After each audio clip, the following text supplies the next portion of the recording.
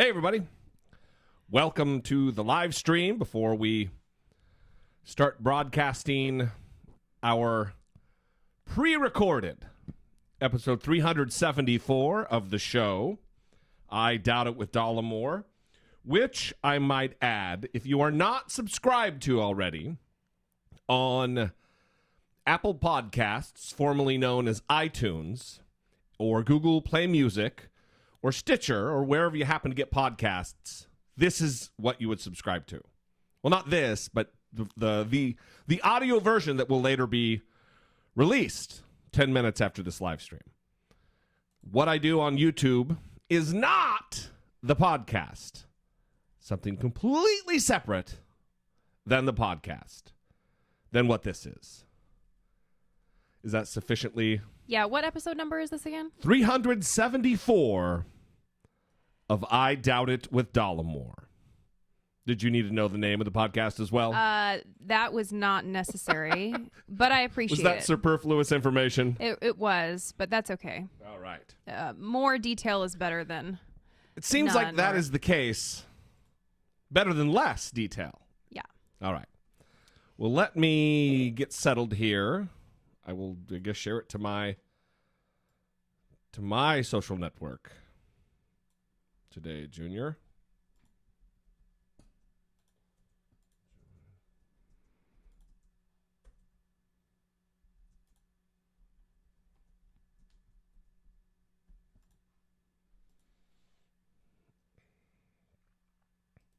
All right. 62 watching, everybody. Thank you guys for joining us. We will get started here in a minute with you getting to watch how the sausage is made relative to recording the podcast. If you have any questions, I am available for the next, 5 minutes or so, and I can answer them, although there is a little bit of a delay.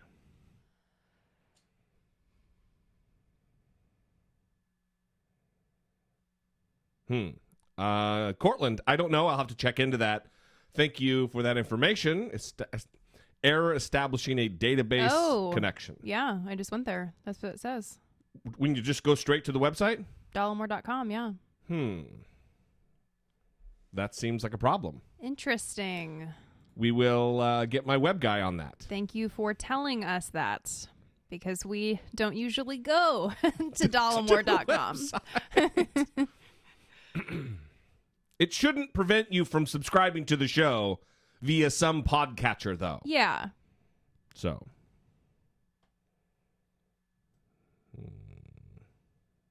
All right. Well, I guess we will just get started. Yeah, we'll get that figured out. All right. Well, just a brief cursor here of what we're going to talk about on the show today. Not a lot of shutdown specific talk. We're going to talk a lot about the Obama, force of habit, the Trump administration position on immigration. We're going to start, though, talking about a guy named Karl Higby who just had to lose his job. He just had to quit his job because he's a racist asshole. And horrifying audio. Yeah, we've got some clips. Be prepared for just horrific. Yeah, if we issued trigger warnings, this is where we would do it. Yeah. And then we're going to get into the back and forth between Dick Durbin and Kirstjen Neilsen, and just generally kind of the people that Donald Trump has placed around him relative to dangerous positions on immigration and people of color generally. So we thank you for joining us, those of you who are here. And I guess let's... Well, also we want to say that because we are going to be recording the podcast while we're doing this, I just want to kind of balance the information that we're giving with your YouTube subscribers and the people that are here for the podcast and familiar with the podcast, that we won't be interacting in the message thread because we're going to be doing the show. Right. But there are loyal, regular listeners of the show there that if there are any questions, I'm sure they could field them, whether it be, different sound effects. So you're putting prick shit, bro. You're putting them to work. That's prick shit. Yeah, let's make sure that they can hear that. Should we make sure, or is it fine? Okay. They can. I'm sure they can. You know about it. I got it all You're figured the technical out. expert. Let me check real quick. Yes, they can hear that. All right, everybody, we're going to get started. We love you, appreciate you. Thank you for joining us. And let's begin.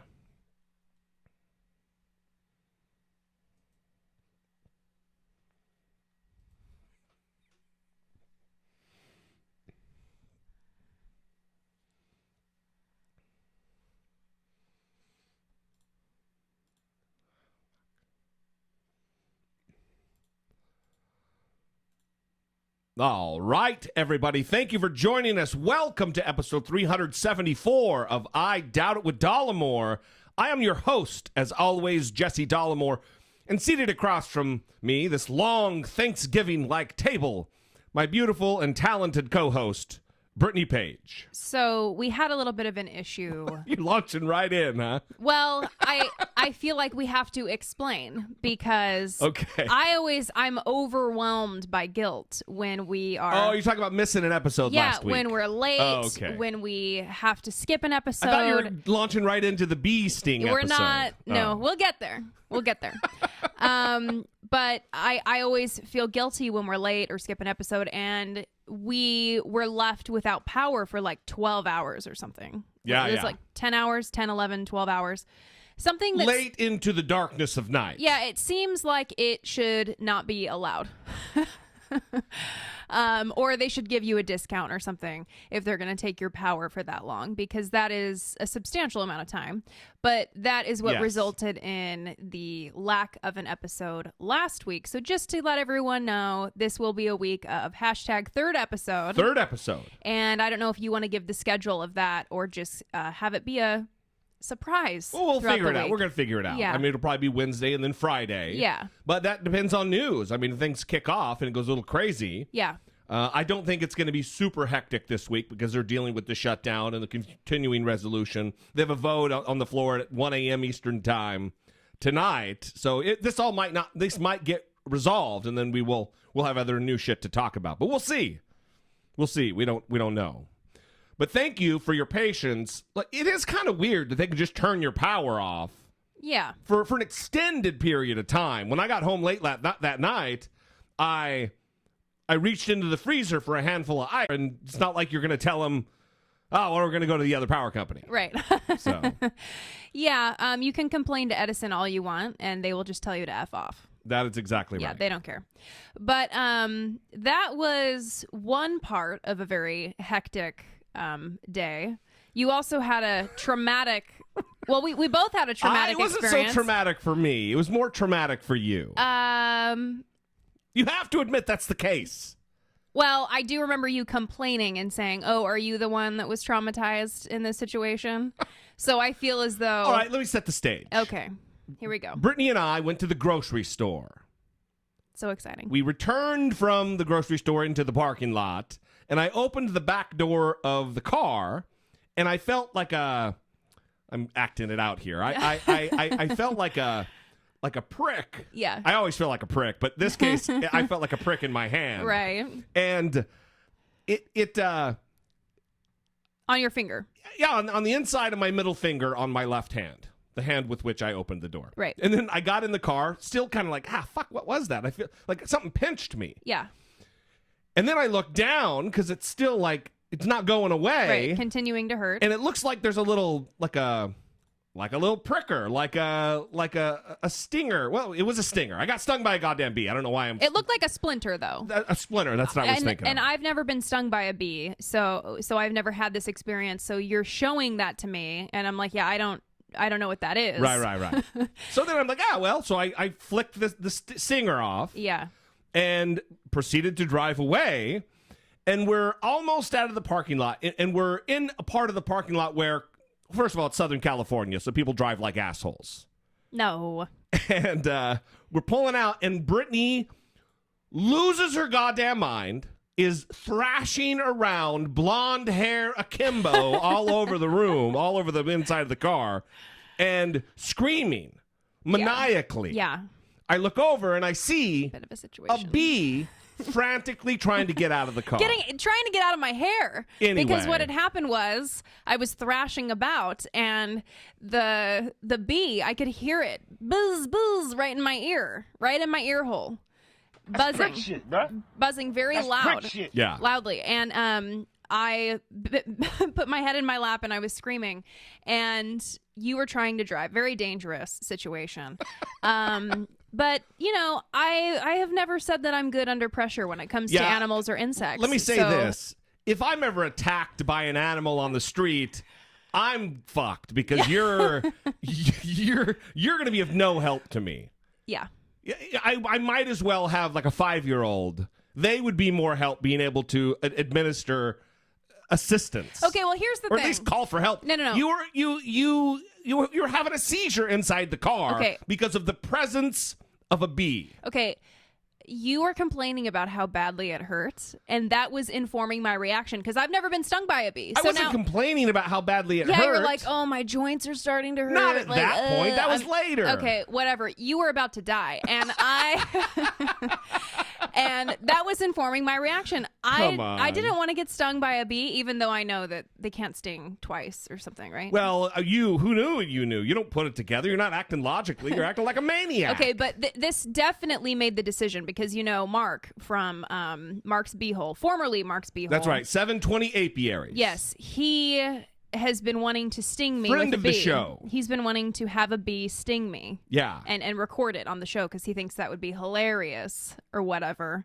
And this whole situation. Well, just one more reason why we need to get out of California. The bees? Yeah, mudslides and earthquakes and wildfires and bee stings in January.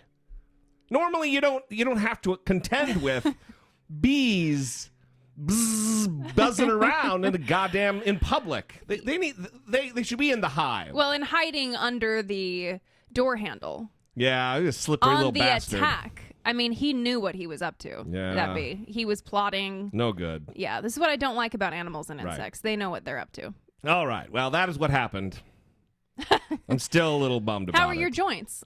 They're fine. It was just a weird allergic reaction. Yeah. When I got stung by a bee when I was a kid, and then we're going to end this and move on with the show, I was riding my bike like a crazy person up and down the driveway, and I got stung like it was like playing chicken with a freight train. One of those big hairy bumblebees Yikes. stung me right in the fucking kid neck, right in my 6-year-old neck. And I got hives. Like crazy hives. Yeah. It's the time, I think I've mentioned it on the show, where I learned that hives from getting stung aren't beehives. Because in my dumb kid brain, I heard, Jesse's getting hives. Yeah, from the bee. Jesse just got stung by a bee. Yeah. In my stupid kid brain, It seems very logical. I thought bees were going to come out of me. Yeah. And none of the adults were privy to my angst and anxiety. They just let me freak out. I was freaking out, man. You weren't sharing your theories. You weren't trying to. No, I was scared to death that they were gonna be bees appearing out of nowhere from my skin. Yeah, like a fucking horror movie. Well, hives are freaky anyway. So then to have that belief, I mean, hives so are scary. I do have I mean, it's kind of a stretch, but I have a history of allergic reactions. Mm-hmm. And I'm not getting any sympathy from you. You're the one who didn't get stung, and you're the one who freaked out. It was trying. Moving on. It was trying to get me too. All right, moving on. We do have a voicemail. It's kind of hard going from this to a serious topic. Well, we can read a voicemail if you'd like. Read an email. Yeah. Let's do that. Read an email. Did I say voicemail? You did. Okay. Listener communication, big part of the show. Always kind of a tough transition when we go from talking about goofy fun stuff to more serious toned stuff. Okay, so this is from Nathan. In a weird, twisted way, I have to thank Trump. Prior to his presidency, it was difficult to differentiate one American from another. The way I used to do it was who wore more American flag clothing during the 4th of July than the other. Now I think the difference has become much clearer. Some people have been willing to retreat and embrace the deepest and darkest depths of this country, while others have embraced the true reality with which we live. I have been fortunate enough to attend college and graduate school, but I cannot attribute my frame of reference solely to skill, luck, nor accident. As a white male, I have unintentionally hit the socioeconomic jackpot, but that doesn't mean I haven't worked hard to be where I'm at, nor do I pretend to be sent from God or quote-unquote blessed like some Americans. I joined the Army at 18 and owe the majority of my success to a single mother who is the daughter of an immigrant and the United States military. My military career has most likely placed me in more immigrants/foreigners' lives than our current president could ever imagine, including some quote-unquote shithole countries. I've personally seen people from quote-unquote shitholes serve our country light years beyond what Trump and Paul Ryan could ever do. He's the actual person I have qualms with. Donald Trump doesn't know any better. Paul Ryan knows better. He is trading short-term political success for a legacy that will haunt him forever. I just hope he lives long enough to realize it before he escapes to the eternal wonderland of heaven. I can only imagine the discriminations that Paul Ryan endured as a white man in America. Must have been so hard for him. #Irish Lives Matter.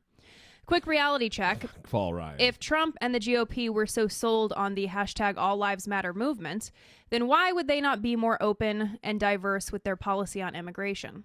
The only thing that the Trump administration and the GOP at large has been successful in is moving the conversation backwards. Luckily, we have you two to move it forward. Love you guys, and there's several blanks here, but it's spelling out my name because there's too many letters is the best part. BRITTANY. Yeah. Too many letters. Love the show. Brittany's the best part. Bye. Thank you, Nathan. Nathan, thank you very much. This is a longtime listener of the show, supporter of the show. He was one of the first people that bought a mug, and we shipped it to Afghanistan. So he is true, legit, true blue soldier. And we thank you for the voice, for the email. Listen, I agree. It was an unexpected rage that I went on the last episode, listening to that Paul Ryan audio. Him equating the situation socioeconomically that blacks have in this country and to African immigrants and Haitian immigrants to his own family's past, his now wealthy family, because they started an earth moving business, but Irish can't apply. Well, it's a different anyway. I'm gonna back it down a notch. Let's another email. Thank you, Nathan, very much. Yes, we have one from Nina. Aloha. First, thank you for all you do. Secondly, will you please consider doing a piece on 45's disgusting non-reaction to the false missile alert that happened in Hawaii? I spent those moments believing I would die, as did most of us. The problem is, because of his dangerous rhetoric and behavior that has escalated this conflict, it seemed not at all far-fetched. As we have had siren testing for months, that terrifying morning seemed completely real. Meanwhile, he continues to golf and then tweets about the quote-unquote fake book of Fire and Fury and retweets about Hillary's emails, while the entire state is in a traumatized condition. What type of leadership is that? Unsurprising, of course. Thank you for considering. We are still trying to recover from this. Thank you for that. Listen, it's one of the benefits of having listeners all over the world, all over the United States and then into Europe. And this is great because we get a perspective of someone who was on the ground and experienced this particular occurrence in Hawaii, where they got the fake, like Amber Alert style alert to their phones saying, hey, duck and cover, take shelter. There's an inbound missile from North Korea on its way here right now, which would not have been a deal hadn't it been for Donald Trump and his single-handed escalation of this conflict with North Korea. And in the wake of it, what do we get? Nothing from Donald Trump. No, hey, stay strong.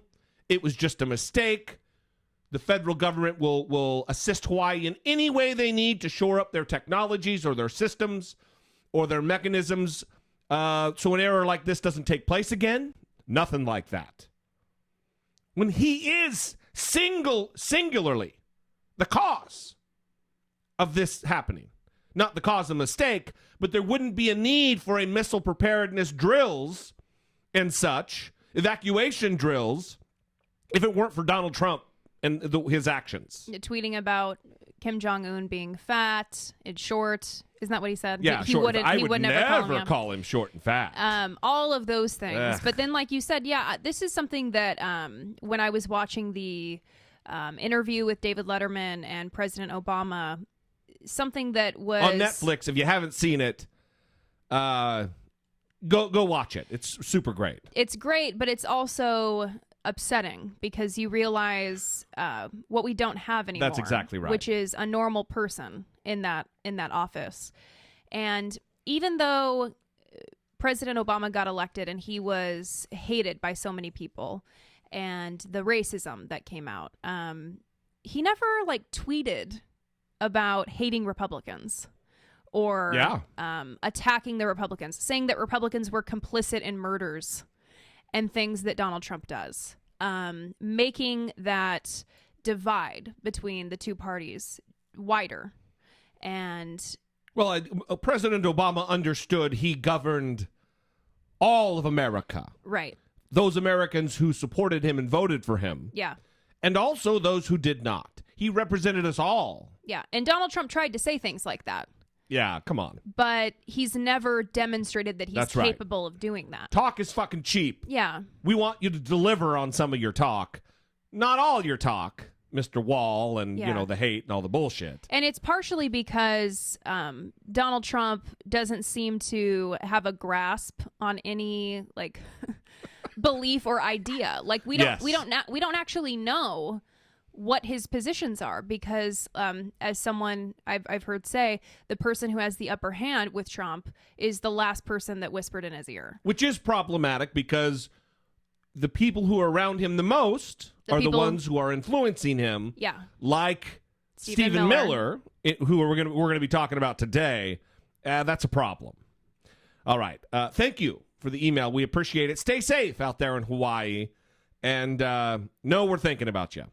All right, let's move on to our voicemail for this week about this entire USA Gymnastics nightmare. Hey, this is Kylie. I am from Colorado, and I just wanted to talk about the Me Too movement that there's one really large sexual abuse scandal going on that no one seems to really be talking about. And it's with the USA Gymnastics and Larry Nassar. He sexually abused 140 plus women from Michigan and all over the country. He worked at Michigan State University, and he had been reported to authorities for years and years and years before anything was done about it. And it's really unfortunate that this story hasn't gotten more coverage. People seem to be kind of talking about it since recent Olympians have come out, but it doesn't seem to be getting the media attention that I think it deserves. And if y'all could talk about it, it kind of shed some light on some people who maybe aren't aware or haven't heard of the story because it's not receiving the attention I really think it deserves. All of these women were children, most of them were children. Some of it did go into the time when these athletes were adults, but they were still teenagers at that, 18, 19 years old. So, these women deserve to have their stories told too. So, thank you. I love the show. Listen to it all the time. I'm catching up. I was out of the country for a while, but Jesse's the best part. Brittany, you're pretty good too. All right. Y'all have a great day. So I think we all know that's not the case, but thank you for the call. No, we all know that's the case. So this is kind of, I agree that it hasn't been covered as much as it should. Yeah, and for sure. I saw a tweet, and I don't know if this is true, and I don't know why I'm saying this, but that the coverage has been 20 minutes across 4 different networks. Because that rings true to me. I mean, it's been talked about. I've seen it. But most of the information I get is from what I've read. Online, yeah. Yeah. It hasn't been on like CNN, hasn't been on the big mainstream media channels. But it is important because it's kind of reminiscent of like the Jerry Sandusky Penn State scandal, where USA Gymnastics actually knew about the abuse at the hands of this doctor for weeks, and they didn't report it. Someone had overheard one of the gymnasts talking about her abuse, I think, and they waited to report it. There's also much of the coverage that has been presented is the testimony from the victims. And like the caller said, over 140 women. Yeah, I think the number 166 is in my head. I don't know if that's correct, but it wouldn't be, that's not 144 is in my head. 144. Okay, it's one of those two. Yeah. Yeah. Which is unbelievable. Crazy. Yeah, but there's one person who gave her... Hang on one second. Before you move on, there should be a criminal complaint filed against USA Gymnastics or the people in charge of that organization, as far as I'm concerned. They're paying Michaela Maroney, or whatever her name is, Olympic gymnast. She's the one who made the pouty face or whatever. Michaela's not impressed or whatever. Right. They paid her like $1.25 million to not tell her story, to remain silent. We're talking about over 100 young women, children and young women, being systematically molested by a vile child molesting criminal, and they're wanting it to be kept quiet for the betterment of their organization. Fuck that. Yeah. Unacceptable. So the first, I believe she's like the first non-medical victim that came out and told her story. Allie Raisman? No, Kyle Richards. Oh, okay. Non-medical. Yeah, okay. So she was a family friend, and her parents were friends with Larry and his wife. Larry Nassar, right. The criminal, the man who's going to end up dying in prison. Right. And he would come over and hang out with the family, and then he started molesting her. And she gave such a powerful victim impact statement. And I don't want to give quotes from it because I don't remember specifically and I don't want to mess it up. But her dad didn't believe her. She told her parents that he was abusing her. Yeah. And they didn't believe her. And it caused a problem with their relationship. And he ended up committing suicide. The dad? Yeah. And she says that she can't... Sad for her. Yeah, that she can't directly blame this situation because eventually he did come around to believing her and regretted, not believing her. As well, he should have regretted it. And she said she can't completely say with certainty that his suicide was as a result of this whole situation, but that it certainly didn't help. Yeah. And so there are ramifications just, across the board. It ripples through these families. It's not just the victims. It is destructive. And this guy had the audacity to say... Who? The doctor, Larry the Nassar. child molester. Yeah. He gave a statement to the judge and said that he was too stressed and that it wasn't good for his mental state to hear all these victim impact statements, that it had become a media circus. Wow. And that it was too much for him mentally to hear the statements. What? He's molested almost 150, maybe more. It's too hard for you to hear about what you did? No. And the judge said the same thing. Yeah. You're going to sit here and you're going to listen. She all but told him to fuck straight off. Yeah. It's ridiculous.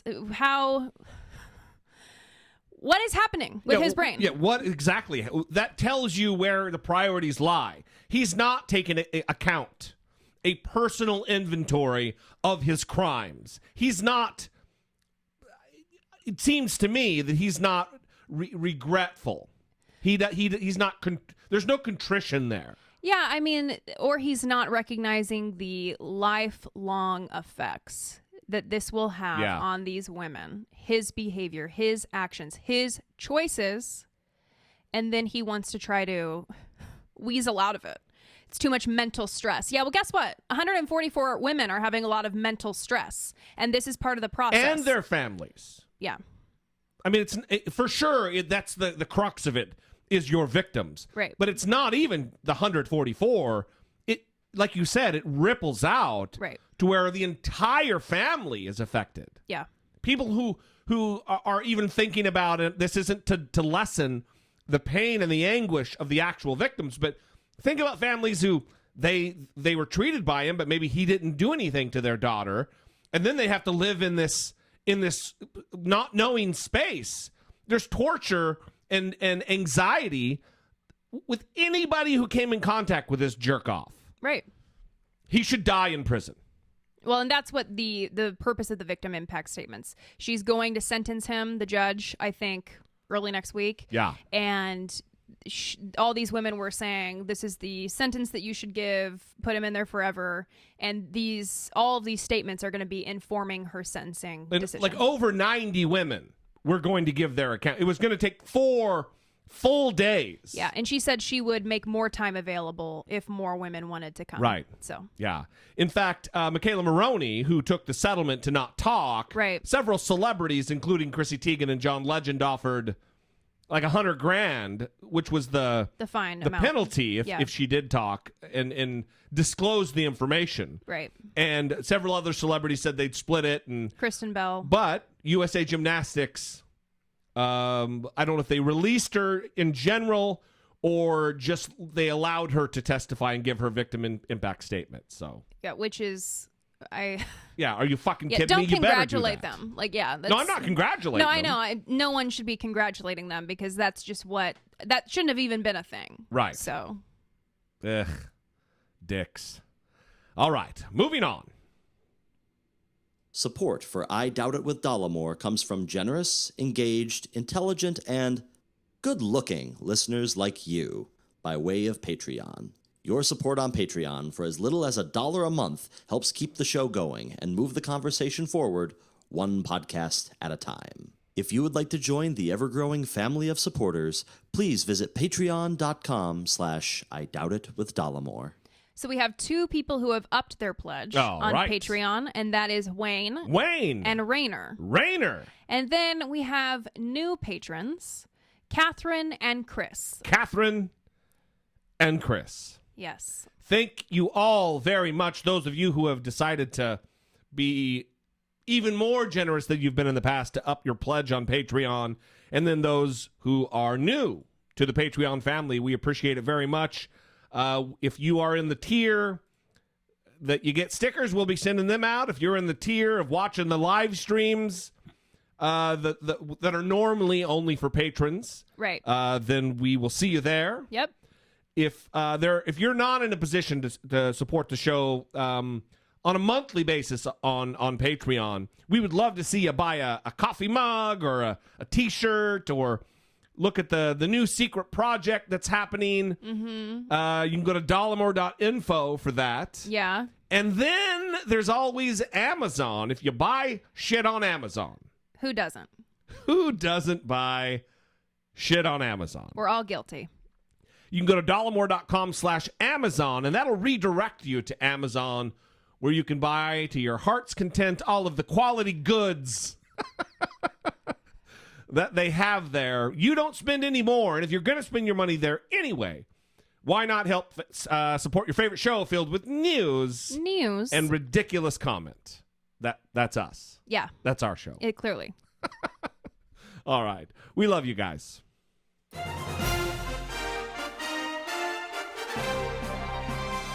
Dollemocracy, facing down pessimistic politics with realistic optimism. Well, let's talk about Karl Higby for a moment. Karl Higby was the public face of a volunteer organization run by the federal government. USA Freedom Works or something is the name of the outfit. Karl Higby is a former Navy SEAL. One more example that just putting on your uniform doesn't make you a goddamn hero. But there are plenty of shitty people in the service.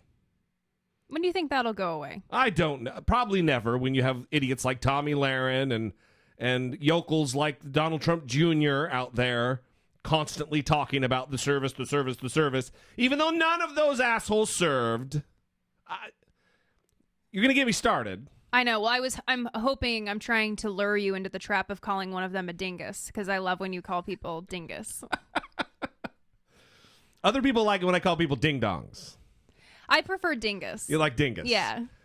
On Twitter, I always have do I capitalize dingus? Do I leave it uncapitalized? You but it's a usually name. do. Yeah, it's a name I always land on, but I always, like, every time I think about it. Normally, I call Donald Trump Jr. a dingus. Yeah. Oh, it's just for him. Normally. I don't know. It's not like I have special nicknames He's for the people. Special dingus. Yeah, what am I, Donald Trump with Yeah. the nicknames? Anyway, Karl Higby is a goddamn dingus. Let's come on. It's the deal. Yes. And he was forced to resign his position with his volunteer organization. He was a paid staff member appointed by the administration. He's a guy I've had taken issue with in the past because he has said some outlandish things, and we'll get to that.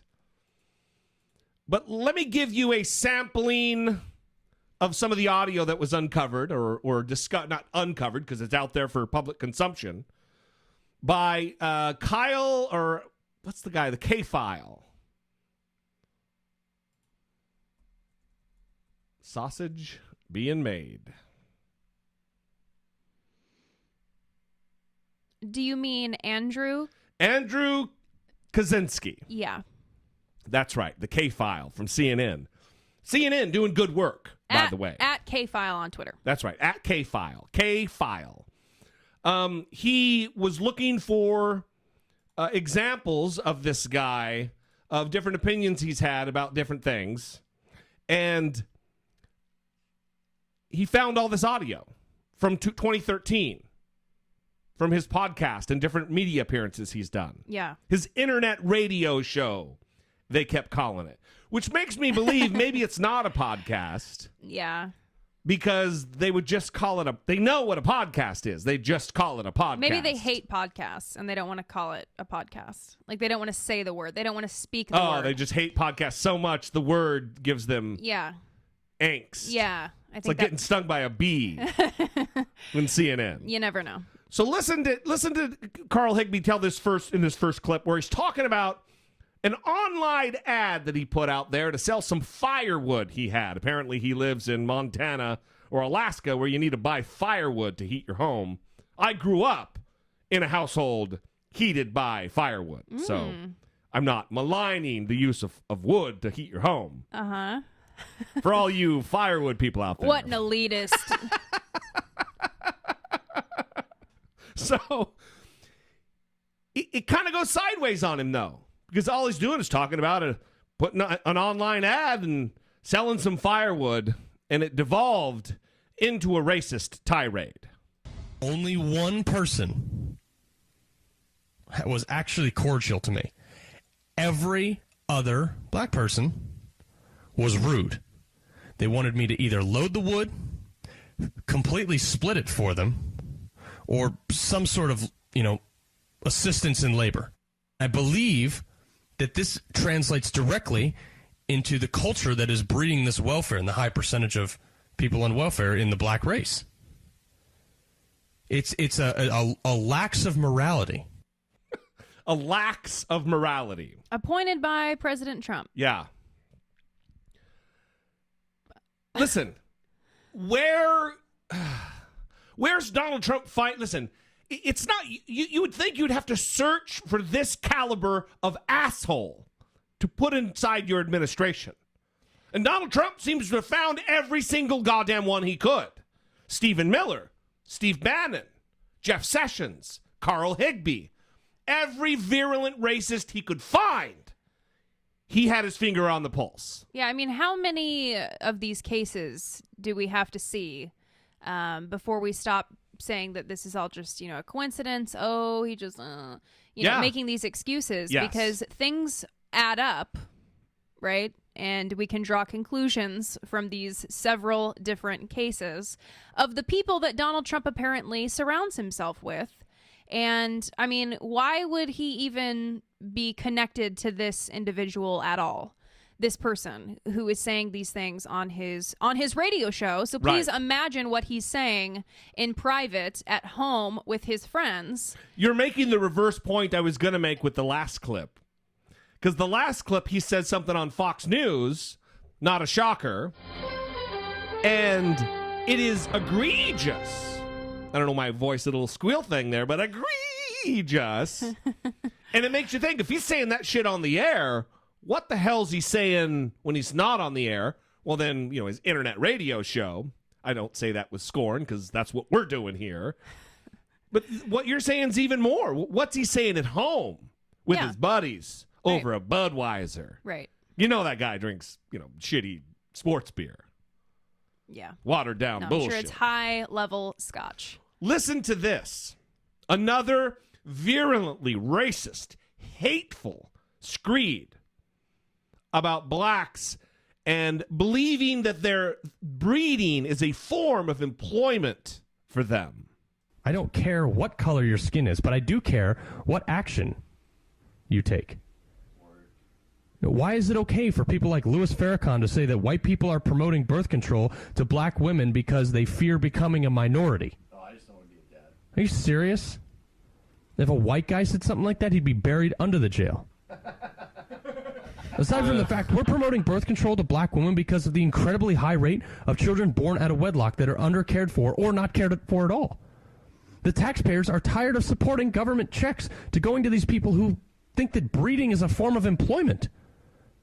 I'm sorry. Unbelievable.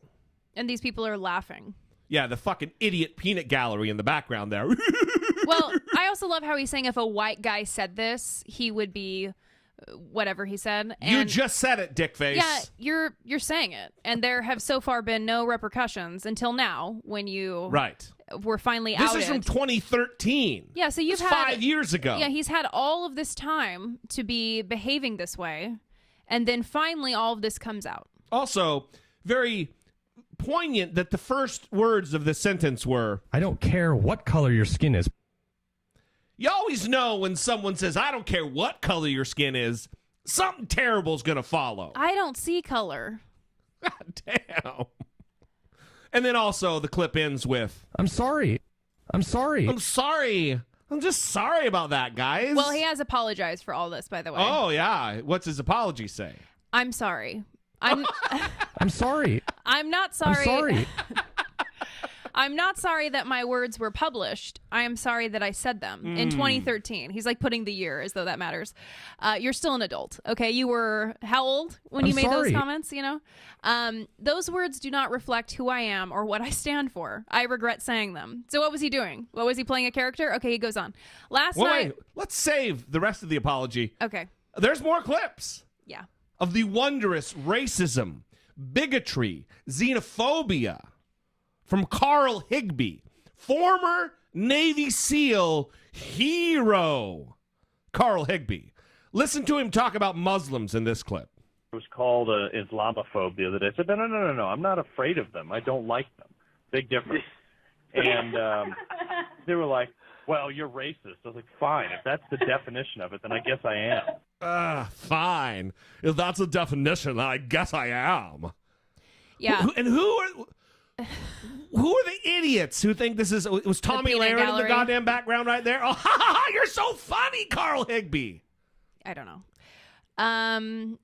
It's pretty disturbing. I mean, he has almost 30,000 followers on Twitter, which is pretty... Fucking idiot. All right. Pretty sad. Here's another alarming, ridiculous clip. I want to say, though... Oh, please do. He didn't have a problem being called racist, right? If that's the definition, then I guess I am.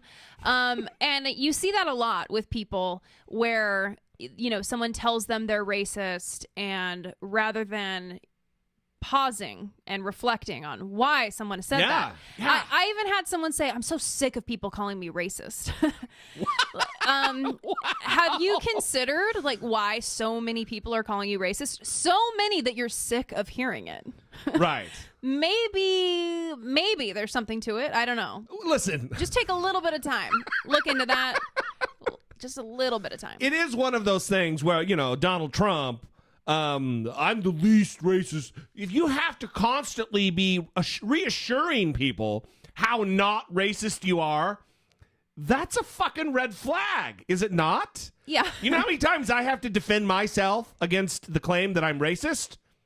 That's a big goose egg. No, I don't have to do that. Well, also the fact that damn. people are having to ask Donald Trump if he's a racist. Like when they're yelling out questions, the press is, President Trump, are you racist? Right. It's not even like, do you have problematic views? It's, are you a racist? But also no one reacts like, why are you saying that? There's no reason for that question to be asked. Everyone's like, can you answer that? We're all kind of curious. Oh, about yeah. it. Wow, that's a really good question. Yeah. Hey, no. Let's get that answered. Yeah. Think about that. When was there ever an occasion inside the White House that Obama would have been asked, no, President Obama, hey, are you a racist? That's unheard of. It never would have happened. But we are in a new America, a new time in our history, where we have elected a man who the question is legitimately needs to be answered. Right. Legitimately needs to be answered. Right. And it's not answered. And instead he tells the press, out, while he's sitting Get next out. to Yeah. authoritarians. It's great. Dicks. All right. Next clip, even more egregiousness. Is egregiousness a word? Mm-hmm. Even more egregiality from Karl Higby, former Navy SEAL hero. Karl Higby talking about Muslims. Go back to your Muslim shithole and go crap in your hand. Wow. Him and Donald Trump have a lot in common. Did you hear that? Go back to your Muslim shithole. Ah, a little shithole action. No wonder he got hired for his job. Let's listen to the clip. Go back to your Muslim shithole and go crap in your hand and bang little boys on Thursday nights. I just don't like Muslim people. And people always rip me a new one for that. They're like, Karl, you're racist. You're sexist. You're fat. I'm like, Jesus Christ. I just don't like Muslim people because their ideology sucks. Well, people are like, well, you can't hate somebody just for being Muslim. It's like, yeah, I can. Do you hate people who rape little boys?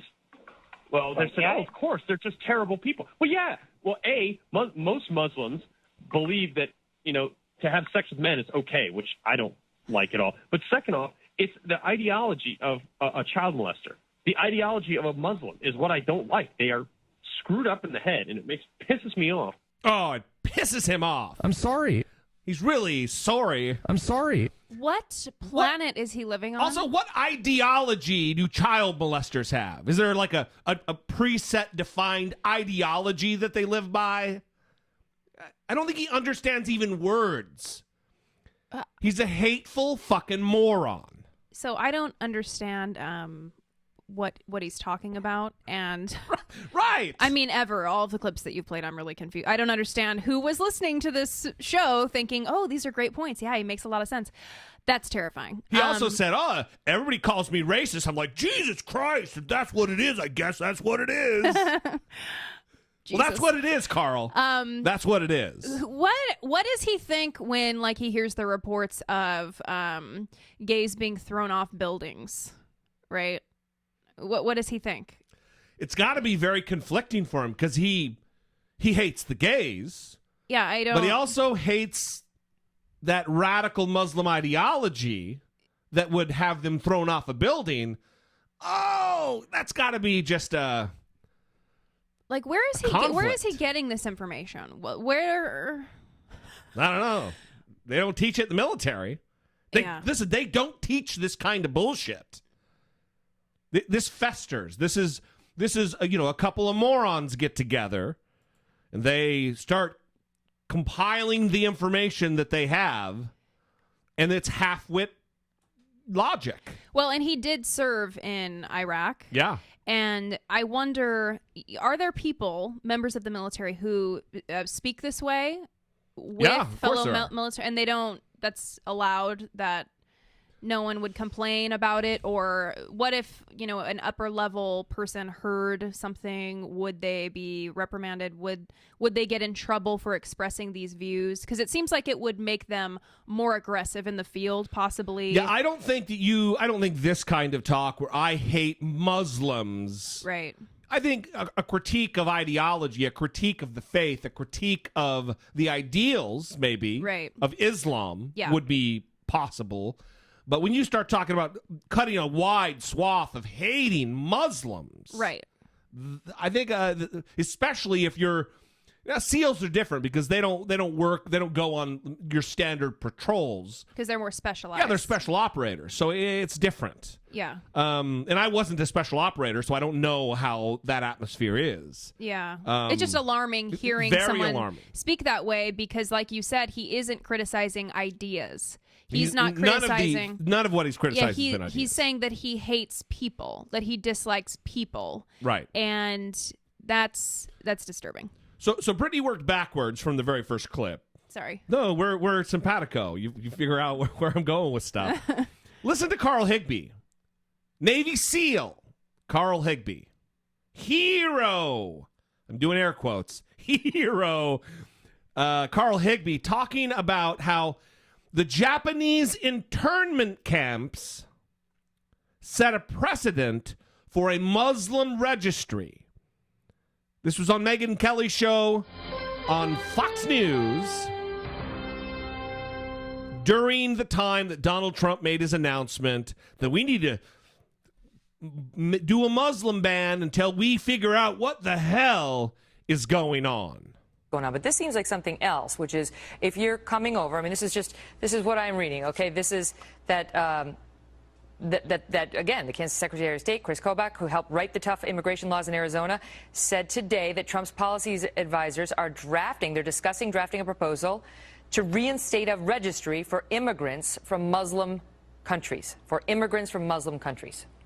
Yeah, and perfectly honest, it is legal. They say it'll hold constitutional muster. I know the ACLU is going to challenge it, but I think it'll pass. And we've done it with Iran back a while ago. We did it during World War II with Japanese, which, call it what you will, maybe wrong. You're not proposing we go back to the days of internment camps, I hope. No. I'm not proposing that at all, Megyn. But what I am saying is that we need to protect America. I mean, that's the kind of stuff that gets people scared, Karl. Right. But I'm just saying there is precedent for it. And I'm not saying I agree with it. But in this case, I absolutely believe that a regional base... You can't be citing Japanese internment camps as precedent for anything the president-elect is going to do. Look, the president needs to protect America first. And if that means having people that are not protected under our Constitution have some sort of registry so we can understand, until we can identify the true threat and where it's coming from, I support it.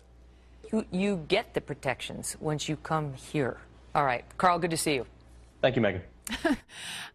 No, not good to see him. And that's interesting that's him, because I remember watching that live as it was happening. And she kind of tried to give him an out there. Like, wait a minute, you're not saying that. You can't be saying that, sir. Well, the next day, he was making the rounds on the media because this was a big deal. Yeah. And the next day, he made the rounds and was saying, oh, no. I was shocked. This is the words he used. I was shocked when Megyn Kelly brought up internment camps. Mm-hmm. Hey, fuckface. You're the one who talked about what we did to the Japanese during World War II. You may not have used the word internment camp, but everybody knew what you were talking about. Once again, we have the commonality of language. You fucking idiot. We know what you're talking about. You can't hide. Coward. Well, also, this was Megyn Kelly on Fox News. This was pre-Megyn Kelly Today Show. That's right. Pre-Megyn Kelly, pro-fat-shaming Megyn Kelly, Today Show, No More Politics, Megyn Kelly. This is not someone who would... this is someone who would be on his side typically. Yeah. I mean, not so far as to even be Fox supporting News Megyn Kelly was like, oh, whoa. Yeah. So she would technically be someone who would probably give him the benefit of the doubt, but even she had this negative reaction when he was saying it. She had him on the next day and said, I've been hearing what you've been saying around. This is not what she said, but Yeah. I'm sure, in my interpretation, this is why she had him on. Right. Was, look, I heard what you've been doing on CNN, dickhole. I know you've been on MSNBC, and you're trying to put this on me. You're with me now. We're going to play the clip, and we're going to play it and see. Yeah. She didn't say dickhole. I'm paraphrasing. Oh, okay. I'm surprised by that. I'm a Megyn Kelly whisperer. Yeah. Do you want me to read his full apology now? Yes. Or, okay. It's time now for that. Now that we know. I don't care what color your skin is. Is that not? It's not in there. I know. I bet you I know what's in there. I'm sorry. Yeah. I'm sorry. I'm not sorry that my words were published. I am sorry that I said them in 2013.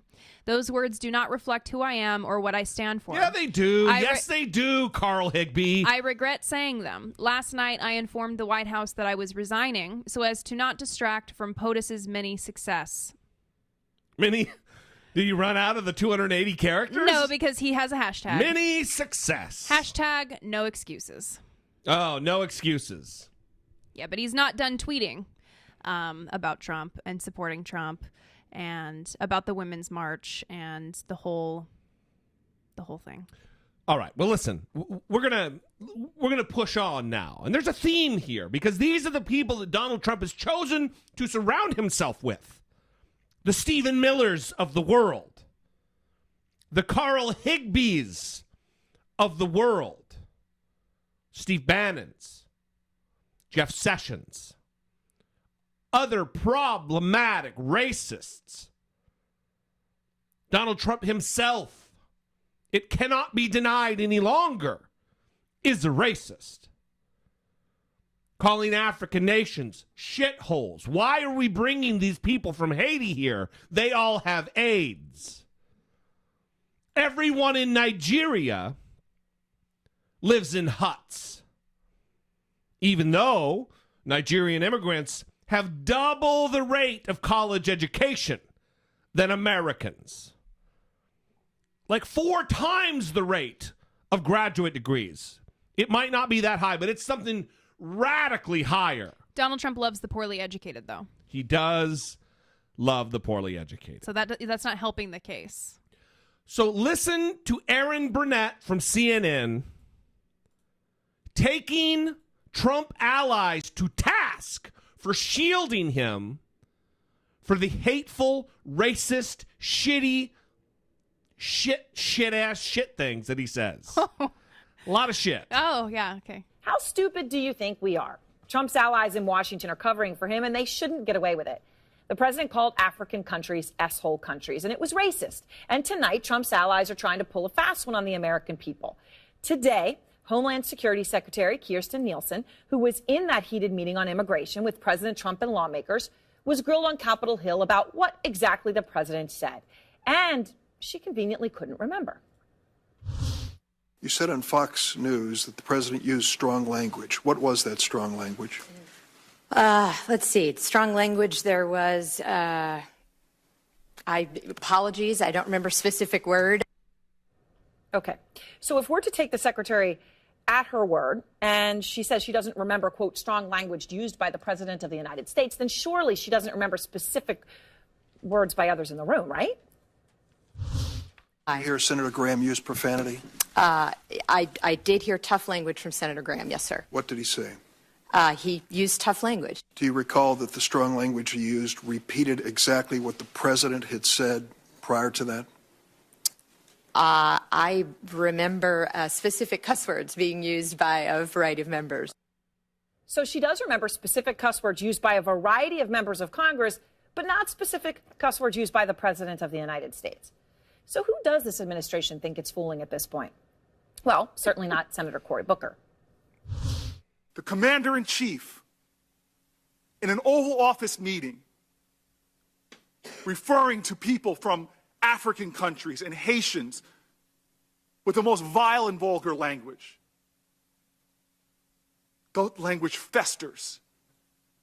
When ignorance and bigotry is allied with power, it is a dangerous force in our country. Your silence and your amnesia is complicity. Unfortunately, it's not just the Secretary of Homeland Security. Here are 2 Republican senators who also were in the meeting. I'm telling you, he did not use that word, George, and I'm telling you, it's a gross misrepresentation. I didn't hear that word either. I certainly didn't hear what Senator Durbin has said repeatedly. Okay, to be clear, Senators Perdue and Cotton are, I don't even know if you can say playing with semantics. That's really an insult to anyone's intelligence. A senior GOP source familiar with the matter says to CNN that instead of hearing the president say, S-hole, some Republicans, Cotton and Perdue, heard Trump say, S-house. Okay, so why would two sitting senators and a sitting cabinet secretary cover for the president when so many people know the truth? Well, all we can say is this. They're not alone in lying, and let's use the word lying for this president. This was the largest audience to ever witness an inauguration, period. Of course it wasn't. The president in no way, form or fashion has ever promoted or encouraged violence. Of course, that wasn't true either. Here's the tape.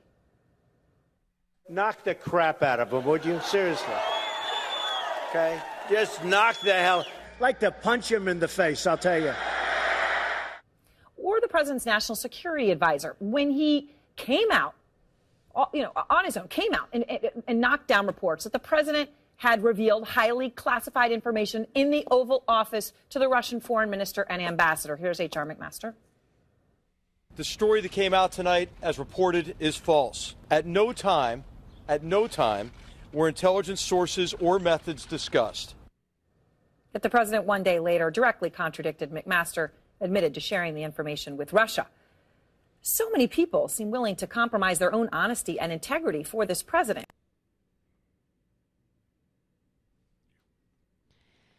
So this is why the press is so important, and people are starting to lose trust in some of the news organizations, and it's getting more difficult to determine fact from fiction. This is what polling is starting to show. Well, but this I would push back on that. I think it's not harder to tell. I think that people are saying that they're having a harder time. Yeah, maybe that's what so. people feel. Yeah, okay. According to polling. Yeah.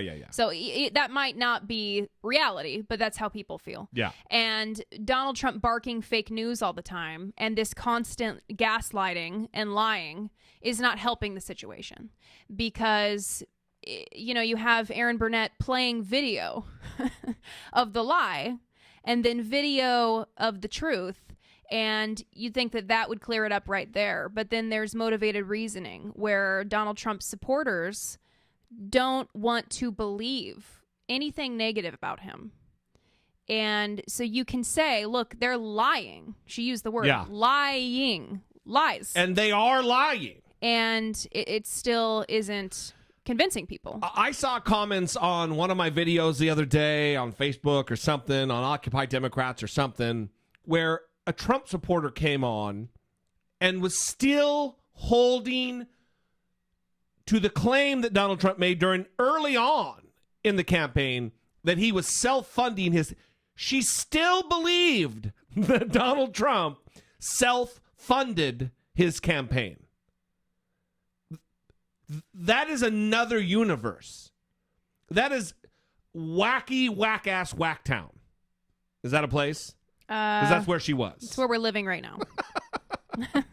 That is today. So speaking of wacky, whack-ass Whacktown, I created my own segue there.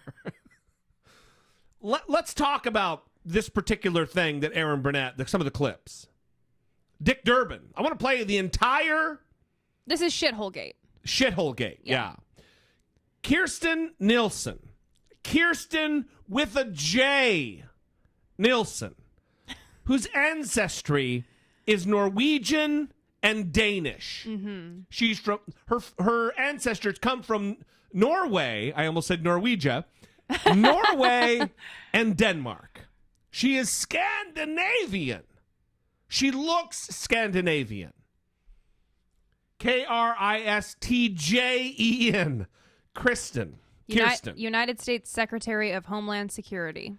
Who has very problematic views on immigration. Yeah, so this is kind of what's happening, okay? So he made the shithole comment, and they're trying to do these negotiations. They're trying to get a bipartisan deal to support DACA, right? That's right. Well, that's Deal what's with caused. DACA. That's where we are right now with the government shutdown. Right. And so this shithole comment was made in a meeting where Donald Trump had been asking for this bipartisan deal. They brought him one. He was not happy with it. And again, that thing we were talking about, who has the upper hand, the last person who whispered in his ear. Yes. Well, people are starting to say that these characters, including Neilsen and including Stephen Miller, are the ones who are reinforcing this tough position on immigration and telling Donald Trump that he needs to not cave. Right, because not they give this work deal. they work in and around the White House, and people, moderates on immigration like Lindsey Graham, they work up on Capitol Hill. Yeah. And they don't have the last word to give Donald Trump because they don't work in the White House. Right. And if you watched that 50-minute spectacle where he was trying to show that he's such a good deal maker with the Democrats and the Republicans having the meeting on immigration, and every time someone would talk, he agreed with them. Oh, yes. Good point. Even though it was Yes. the opposite point that was being Right. made from the point that was just made. So he doesn't get it, and he needs the people around him to tell him what he needs to be doing. Not getting it has never, on this scale, has never been quite as on display Yeah. as it is with Donald Trump. Yeah. So she's one of those characters. Yes. She's Kirstjen Nielsen. Yeah, she's a player in that. So listen to this. This is the entire, well, not the entire, but this is the section of the Dick Durbin, Kirstjen Nielsen exchange relative to that meeting in the Oval Office of the White House. She was there. He was there. This is when the shithole comment was made. Madam Secretary, I hope you remember me. We were together at 2 meetings last week. I would like to ask you about one of those meetings. It occurred about noon on January the 11th. You were a few minutes late, I know, and asked forgiveness, but you were called at the last minute to come and attend. Some things were said at that meeting which I believe we have to address today. People across the United States and around the world want to know what this president believes should be our priorities when it comes to immigration. I'm going to ask you, as best you can, to recall what you heard the president say when it came to those priorities. What do you remember the president saying about immigration from African countries to the United States? What I heard him saying was that he'd like to move away from a country-based quota system to a merit-based system. So it shouldn't matter where you're from. It should matter what you can contribute to the United States. How did he characterize those countries in Africa? I don't specifically remember a categorization of countries in Africa. I think what he was saying is, as far as best I could tell, and as you know, there were about a dozen people in the room. There were a lot of cross conversations. There was a lot of rough talk by a lot of people in the room. But what I understood him to be saying is, let's move away from the countries and let's look at the individual and make sure that those we bring here can contribute to our society. Do you remember the president saying expressly, I want more Europeans? Why can't we have more immigrants from Norway? I do remember him asking about the concept of underrepresented countries as a fix. This was in the conversation about removing the diversity lottery and how we could reallocate that. And I do remember him asking if we do that and we then assign those to countries that are unrepresented, aren't we just continuing non-merit-based immigration? So from that perspective, I think he did ask, would that cover European countries, or by its nature, would that mean that we are further establishing immigration to purposefully exclude Europeans? What did the president say about immigrants from Norway? I heard him repeating what he had learned in a meeting before, that they are industrious, that they are a hardworking country. They don't have much crime there. They don't have much debt. I think in general, I just heard him giving compliments to Norway. You said on Fox News that the president used strong language. What was that strong language? Let's see. Strong language, there was... apologies, I don't remember a specific word. What I was struck with, frankly, as I'm sure you were as well, was just the general profanity that was used in the room by almost everyone. Did you hear me use profanity? No, sir. Neither did I. Did you hear Senator Graham use profanity? I did hear tough language from Senator Graham. Yes, sir. What did he say? He used tough language. He was impassioned. I think he was feeling very strongly about the issue, as was everyone in the room. And to underscore a point, I think he was using some strong language. Do you recall that the strong language he used repeated exactly what the president had said prior to that? I remember specific cuss words being used by a variety of members.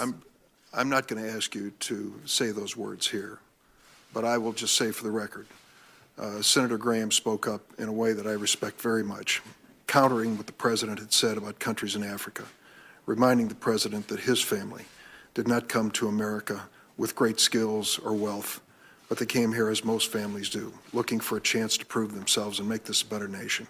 And in defense of Senator Graham, his strong words repeated exactly the words used by the president, which you cannot remember. Something about Lindsey Graham is I think that he did something a couple months ago where I was like, this is it. I'm finally done with him. Yeah. And I don't remember what that was. And I'm always hearing things that make me like him. And then he does something that I don't like. And then I'm like, oh, wait, that's like how humans are. Yeah, this is Dick Durbin. This is Democrat from Illinois, Dick Durbin. Right. This is a liberal Democrat. Yeah. Who is speaking very well of Lindsey Graham. Mm-hmm. And this is where, as liberals, as progressives, as members of the opposition, as members of the resistance, we need to be more thoughtful, not have a litmus test. Lindsey Graham is wrong about a lot of shit. But Lindsey Graham stands up to the President of the United States in the Oval Office and sets him straight. Now, Lindsey Graham is doing all kinds of... He's bending over backwards, turning himself into a pretzel now to say things that are going to make Trump think well of him, and that's all problematic. But when it matters, when the cameras aren't on, it seems like Lindsey Graham's doing the right thing. Yeah. So they keep on talking about this merit-based immigration system, that Donald Trump wants a merit-based immigration system. And she can say whatever she wants to say about not hearing what happened. But there are several reports about what was said. Haitians, take them out. Why do we need more? He said. They all have AIDS, again. Take them out. We don't need more of them. Yeah. Well, why? Because if on a merit-based system, if they have the skills, That's if they have exactly the education, right. if they can make it past your merit-based system, that is an why awesome would you point. take them out? Right. Why would you take them out? It's an awesome point. Now, I want to read a tweet from @MorningMoneyBen because this was very funny. Okay. Give us your Norwegians, your Swedes, your Danes, your well-dressed skiers yearning to give up free healthcare and mandatory paid leave. Is that CNBC guy who follows you on Twitter? CNBC. CNBC. That's very funny. I love that tweet. Yeah. And he's talking about, why can't we have more people from Norway? Which we all know what that means. This is coded language. White we know what it people. means. Yeah. And they don't want to come here. Right. Well, also, Norway and Denmark are like all the time talked about as the happiest countries on the goddamn planet. They're perfectly fine. They don't want to come here. What, guns everywhere and fucking mass shootings where 500 people are killed or wounded? No thanks. Where the hospitals sometimes engage in a practice called patient dumping. Oh, it's freezing cold outside and you're going to put someone out in a hospital gown in Baltimore? Nah. Yeah. I'll stay here in Norway. Yeah. So let's break this down though. This Dick Durbin conversation. She answered with brevity and confusion when asked about the negative things that were alleged against Donald Trump. But she had all kinds of memory of any way that would paint Donald Trump in a positive light. When asked, how did he categorize those countries in Africa? This is her answer. I don't specifically remember a categorization of countries in Africa. I forgot words. Wait, how did he categorize the countries in Africa? I don't specifically remember a categorization of countries in Africa. I think she pooped her pants. That's unfortunate for everyone in the room.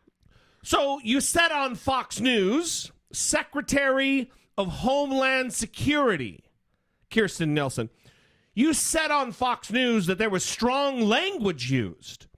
What was that strong language? Let's see. Strong language. There was. Apologies. I don't remember specific word.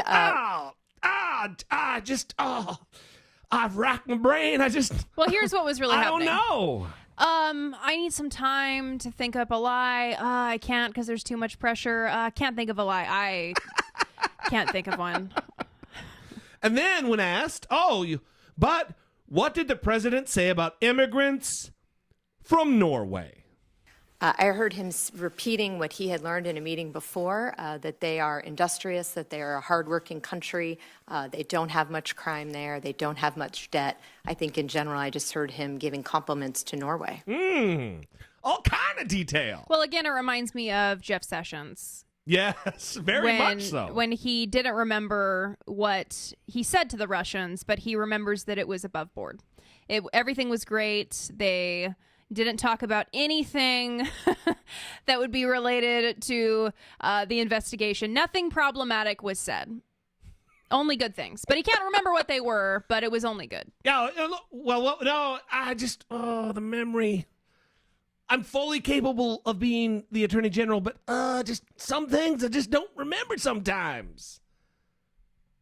It's terrible. I think it's great.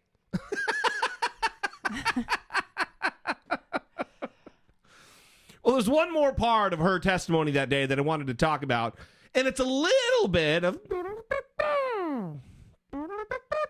tuning your own horn. Kind of tooting my own horn a little bit. Okay. I was going to avoid even talking about tooting my own horn, but it's unavoidable. Yeah. Brittany Page. We know. Cory, thank you. If you can toot your horn, you will. That's prick shit, bruh. It's not prick shit. That's prick shit. It's the truth. So, I talked about on the last episode, 373 of I Doubt It with Dollemore. I talked about the fact that when the president speaks in the Oval Office, people shut the fuck up and they listen. There was no crosstalk when the president talks. And Cory Booker, he must be a listener to the program. Yeah, I'm sure he is. He's not a listener to the program. No, I'm sure that he's on the live stream right now. Under a pseudonym. Come on, Cory, say hi to the group.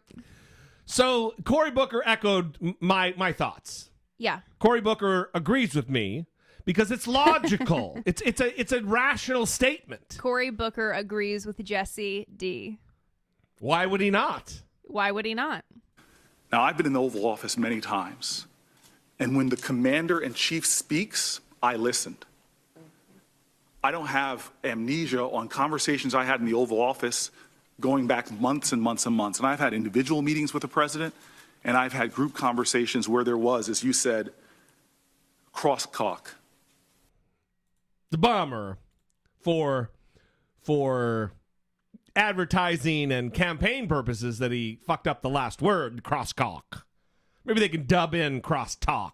Yeah, I'm sure he can just say it again. Yeah, right. And they can show the video. Because that guy's for sure going to want to run for president. And, you know, that was one of the criticisms that was leveled against both Kamala Harris, our senator here in California, and Cory Booker from New Jersey, is that all they're doing is putting on a spectacle to run for office. Yeah, well, they seem pretty buddy-buddy, and they're both being talked about as possible candidates in the presidential election.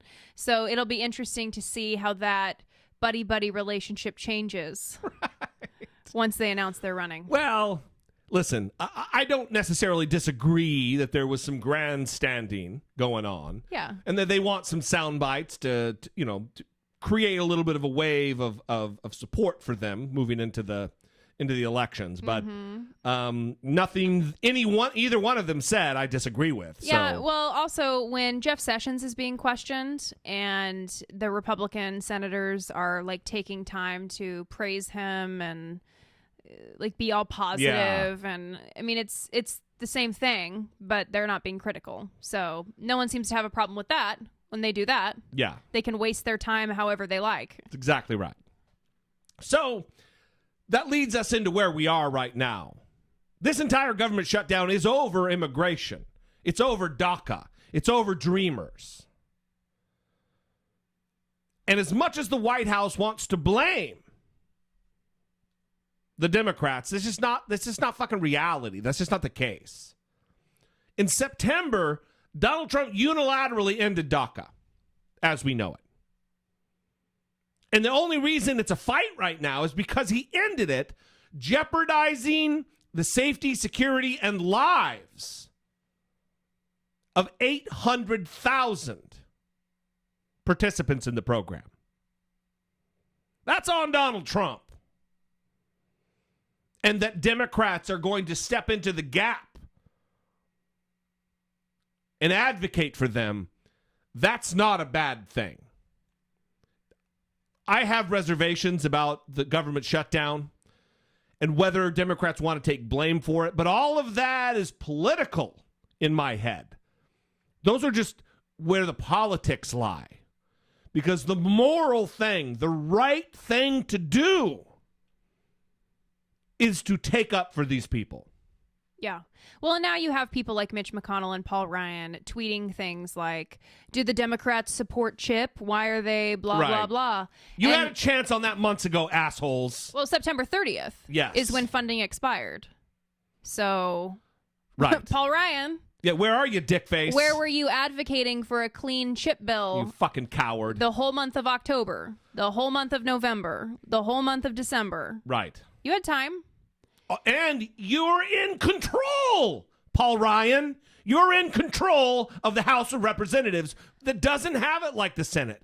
The majority rules in the House of Representatives. They don't have these odd sections of voting where you need 60 for cloture vote that will limit debate. You don't have any of that in the House. If you have a one-vote majority, you rule in the House of Representatives. So all his bullshit is cowardice and lies. Now, I want to talk about the general public's feeling on DACA and on the border wall, because part of the problem here is that Donald Trump wants funding for his border wall. That's because, right.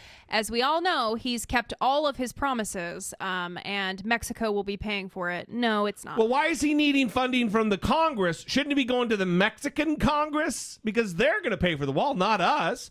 Why does our Ways and Means Committee, why does our Appropriations Committee need to juggle funds? I thought it was coming from the Mexican government, no? Nah. So, a large majority, 74% favor granting permanent legal status to immigrants brought to the U.S. illegally when they were children. Okay? Yeah. 74%. This includes 50% of Republicans and leaning Republicans. Yeah. Okay, 50%. Well, let's finish with the numbers, and let's talk about who these people are. Okay, and then 60% of Americans oppose a proposal to, quote, substantially expand the wall along the U.S. border with Mexico. 60% oppose. Okay, that includes only 24% of Republicans and leaning Republicans, because 72% of them favor that. But speaking generally about Americans, the majority oppose the border wall. Because the majority of us are decent people. And the majority favor granting permanent legal status to DACA, those who are covered under DACA. Right. And we're not listen, permanent legal status is something different than citizenship. And that's an argument to be had in a political area. Right. But I want to say that there's always this talking point of the coastal elites are holding people hostage that live in the flyover areas, blah, blah, blah. Well, right now it's... Which means where the people live. Yeah. You know, all those populated areas where most of Americans live? They're holding the rest of the country hostage. Okay, that's kind of how it works. Well, right now, Donald Trump, as he's sending out... messages about how the Democrats are complicit in murders at the hands of illegal immigrants. This happened, by the way. Which is real. Yeah. And again, Paul Ryan said it's not helpful. The majority of Americans... When's he going to get a nutsack and do something? The majority of Americans do not share this perspective. The majority of Americans Yeah. do not share Donald Trump's perspective on these issues. And that's coastal elites and flyover country, quote unquote. So everyone. does that matter? Does that matter? Apparently not. Yeah. Apparently not. The other aspect, a bargaining chip of Donald Trump, is this diversity lottery, which is a program that allows entrance into the United States through a visa program by lottery for underrepresented populations within our current immigration setup. Some African nations, some Middle Eastern countries, just globally countries that we don't have a lot of immigrants from, so we want to allow them an opportunity. Well, Donald Trump's been saying that, it's these countries, they're sending their worst and they pick the bad apples and then they get to come. It's not how it works. I've been screaming about it for about 2 weeks. That is not how it works. Wait a minute. Donald Trump doesn't know how it works? Shocking. However, J-Tap is doing good work. As far as I'm concerned, he's where it's at. He's where it's at, Brittany. Perfect. Over at CNN, here he is fact-checking Donald Trump's asinine claims about the diversity lottery. Hey everybody, it's Jake Tapper from CNN State of the Union and factcheck.org, and this week we're going to take a look at comments President Trump has repeatedly made about the diversity immigrant visa program. He said it's a process that countries use to send their, quote, worst of the worst to the United States. Take a listen to how he described it on January 9th of this year. Countries come in and they put names in a hopper. They're not giving you their best names. Common sense means they're not giving you their best names. They're giving you people that they don't want. And then we take them out of the lottery. And where they do it by hand, where they put the hand in a bowl, and probably what's in their hand are the worst of the worst. Is that true? Do these other countries put names in the hopper and send the U.S. the worst of the worst? No, it's not true. The Diversity Immigrant Visa Program provides visa. Now, it does happen by lottery, but they are provided to qualified and screened applicants from countries with low immigration rates to the U.S. Individuals in these foreign countries, not foreign governments, apply for entry into the lottery, and then they're selected randomly by the U.S. government. Foreign governments don't select who gets to enter the lottery, and certainly not by hand, as the president claims. The U.S. uses a computer lottery system to randomly select up to 50,000 applicants a year. But regardless of the kind of lottery system, let's look at the fundamental argument that the president is making here, that these foreign countries are sending the United States the worst of the worst. Now, according to an immigration law professor at Cornell, quote, there is no way a foreign government can game the lottery to offload the worst of their citizenry. That's because after this random lottery process happens by the U.S. government, the U.S. government then takes the winners of this lottery and conducts background checks and screening on them. The U.S. government does that. In order to even be eligible for that lottery, applicants must show that they have a high school education or 2 years of work experience. If they're selected, the U.S. consulate begins a rigorous screening process with more than a dozen grounds of inadmissibility. The consulate looks at whether the individual has ever committed a crime, whether he or she has a serious health problem, whether he or she is self-sufficient or has any connections to terrorism, including biometric screening against U.S. law enforcement and counterterrorism databases.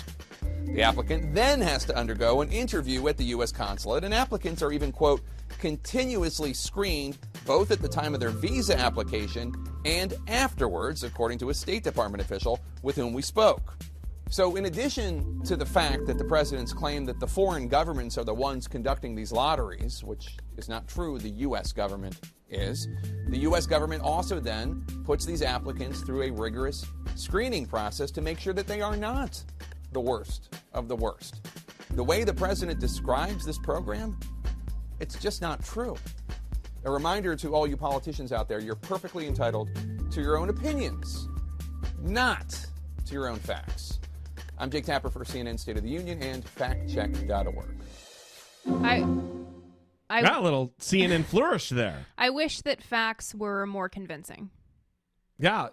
It's a very frustrating thing that I notice when I'm talking to people is you can give them all of the facts and talk at length about reality, and sometimes it just doesn't work. And I was watching the Vice News special, a year of Trump or whatever it's called, of reviewing the year that Donald Trump has been president. And they had a focus group with Frank Luntz, Frank Luntz, the Republican pollster. Yeah. And he was talking to a group of Donald Trump supporters. They all voted for Donald Trump. I think one of them said he wouldn't vote for him again if he had the opportunity. The rest said that they would. And listening to these people talk, they were saying things like, there's no vetting process. Yeah, no vetting. Anyone is allowed to come here. And, I mean, you can give someone that information and say, that is not true. Here is the vetting process. Patently it's actually false. It's quite lengthy. Yeah, a 24-month process. And they just disregard it because they want to live with that fear, I guess. And Donald Trump certainly needs them to have that fear because he's playing to that. That's how he retains his support. Yeah.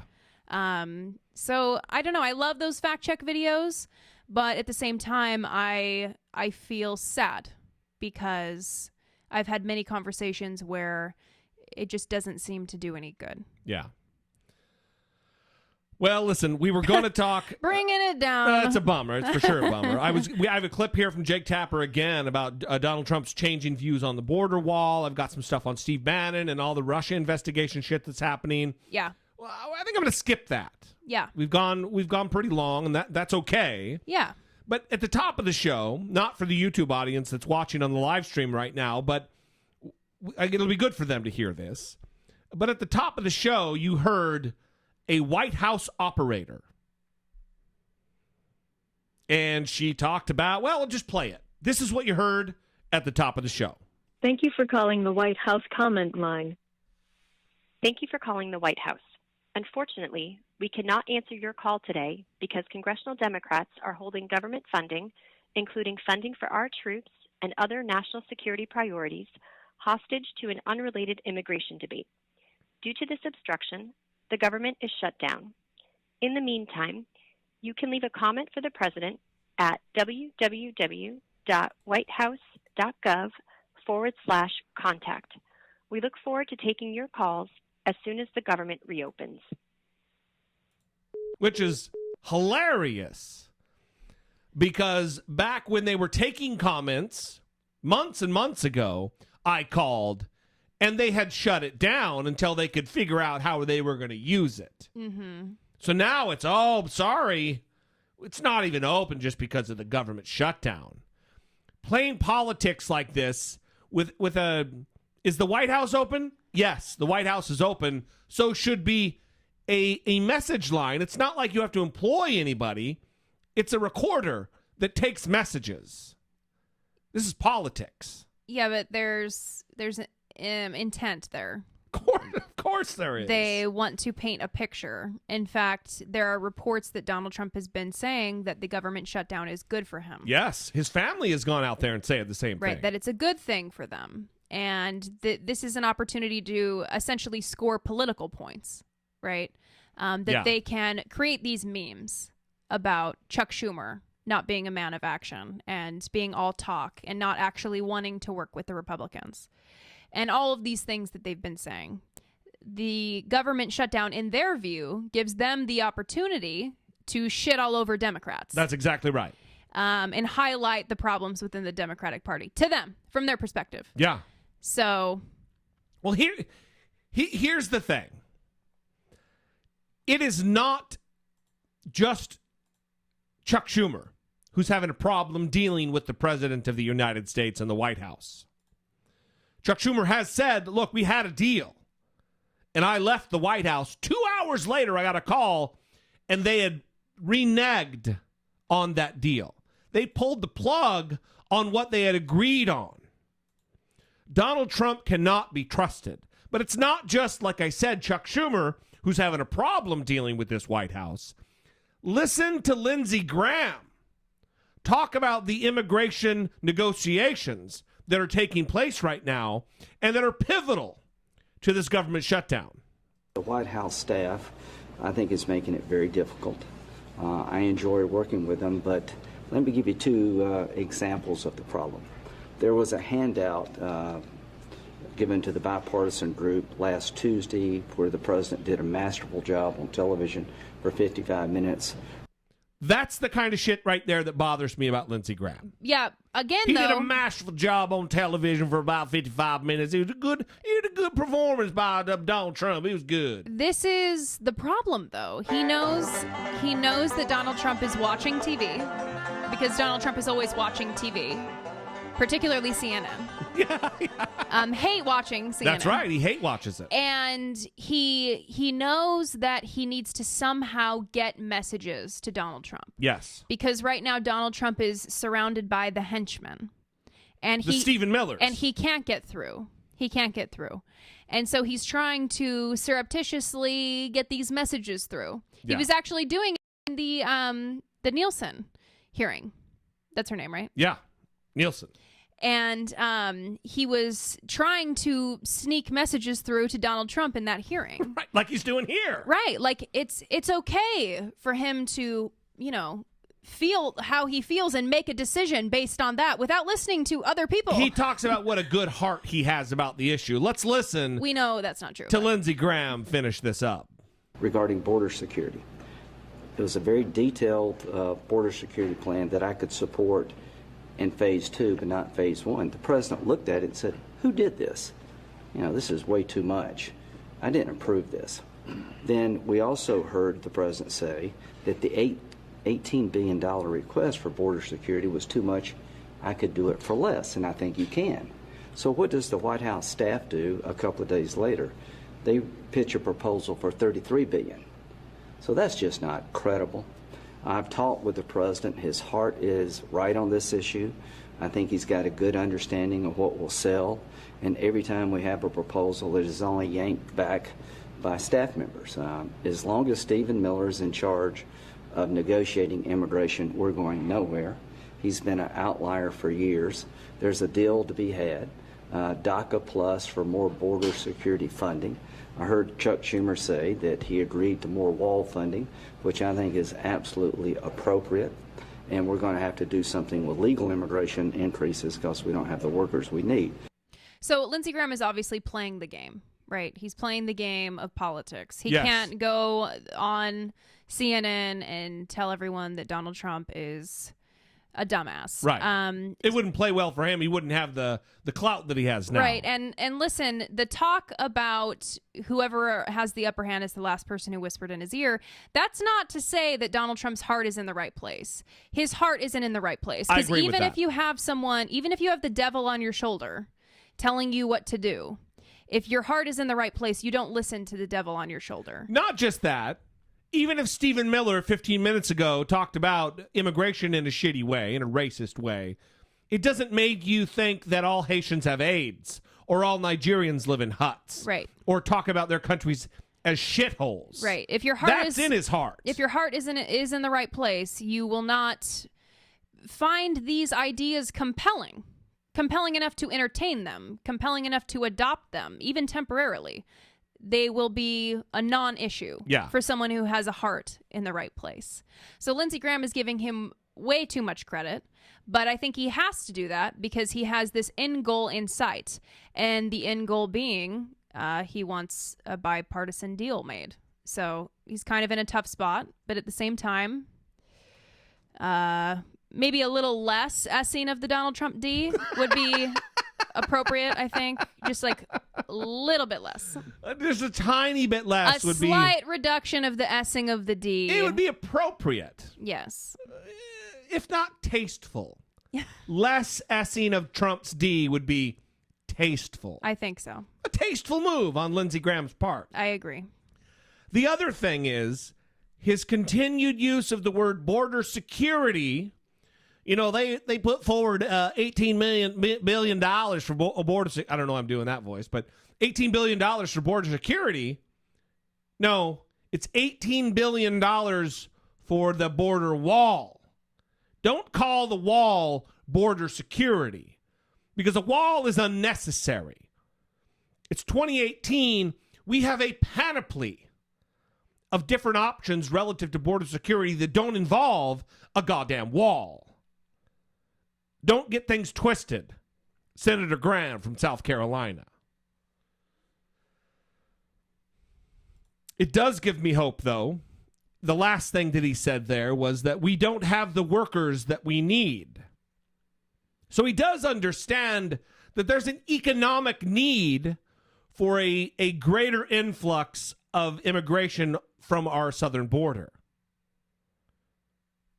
People don't like to talk about it, but lower wage, unskilled labor is a boon to the economy. It does help the U.S. economy, which is a strange thing, because if Donald Trump is going to hang his hat on any legacy, you'd think it'd be economic. Right. Doesn't seem to be the case. I do want to say, before we move on from this, that Donald Trump is trying to put... After this, we're going to taking care of biz. Donald Trump is trying to put the blame on the government shutdown anywhere else but him. Even though he said what he said. Even though in the past he has said that is the president's fault. That's right. He was saying this when it was President Obama, that it's the president's fault. It illustrates the president's inability to bring the people together, his inability to govern, right? Yes. Well, the New York Times reported that President Trump opted not to pursue a potential deal with Senator Chuck Schumer. Mm-hmm. Okay. Now, this deal that they talked about at length at the White House on Friday, it included, it was going to keep the government open. There was funding for a border wall and extended legal status to undocumented immigrants brought to the United States as children, while including disaster aid funds and money for a federal children's health insurance program, CHIP. Okay. That's everything everyone wants. A little bit of everything. Right. Bipartisan deal. I mean, seriously, that is a compromise on all sides. Right. And God so damn. Chuck Schumer leaves. 2 hours later. John Kelly calls him and says that the agreement lacked sufficient immigration restrictions. Okay. So it didn't have quite enough racism for the Trump administration. Right. So don't let Donald Trump tell you that they aren't trying to work with them, that they aren't coming to compromises here. They had funding for a border wall. Yeah. They were going to provide funding for a border wall. The Democrats were compromising enough to provide appropriation for a goddamn wall. Now, not as much funding as they would like, but of course still. not, but some. Yeah, some funding. Get some going. And Donald Trump was like, no. Because, like the dumb son of the, there's some dumb sons going on. Dingus? Unlike Dingus, it wasn't Dingus, it was Eric, the other dumb one. He was out making the rounds on Fox News saying, a government shutdown is really good for us politically. Right. Well, because they can spin. That's exactly right. He spilled the beans. They're looking for the government shutdown because they think it helps them.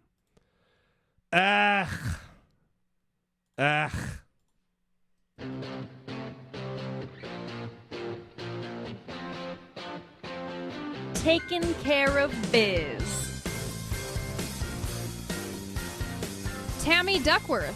Tammy Duckworth is taking care of biz every day of her life. Yeah, now... Double amputee, Tammy Duckworth, lost both of her legs in combat serving the United States of America. At Temporal Bastard on Twitter tweeted this to us. So I want to make sure that I'm giving credit there, because someone said, hey, this is a good person for taking care of yes. this. So she is a United States Senator for Illinois since 2017. Mm-hmm.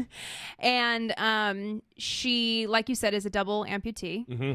And she made some comments. Seriously, disabled vet. Yeah. The ultimate type of disabled vet. Right. She made some comments about Donald Trump, and you thought that these comments were made in writing. Like in an interview. I thought she was on, Rachel Maddow's show and said this. No. And then I saw the clip. And she's on the floor of the Senate. She's on the floor. She's on the floor of the United States Senate saying this. Mr. President, this morning, Donald Trump tweeted that, and I quote, "Democrats are holding our military hostage in this shutdown. Just the latest in a string of recent comments where he accuses Democrats like me for not caring about our military. And it's the latest example of him failing to show leadership to take responsibility for leading this nation. Does he even know that there are service members who are in harm's way right now watching him, looking for their commander-in-chief to show leadership rather than to try to deflect blame? Or that his own Pentagon says that there are short-term funding plans, that the short-term funding plans that he seems intent on pushing is actually harmful to not just the military, but to our national security.